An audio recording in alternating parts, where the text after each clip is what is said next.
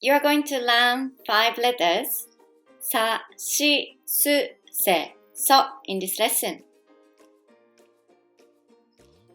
Let's start with Sa. 1, 2, 3. Sa, Sa. Next one is Shi. 1, 2, 3. Shi, Shi. Next one is Su. 1, 2. Su, Su. Next one is Se. 1, 2. Se,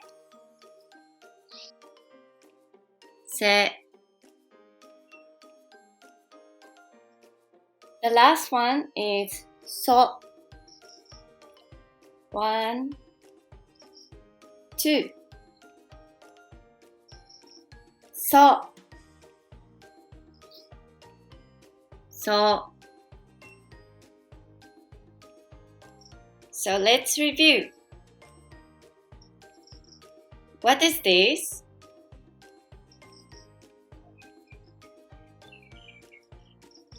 Sa. What is this?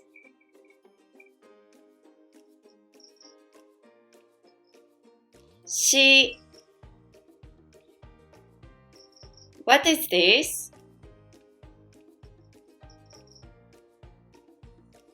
So. What is this? Se. What is this?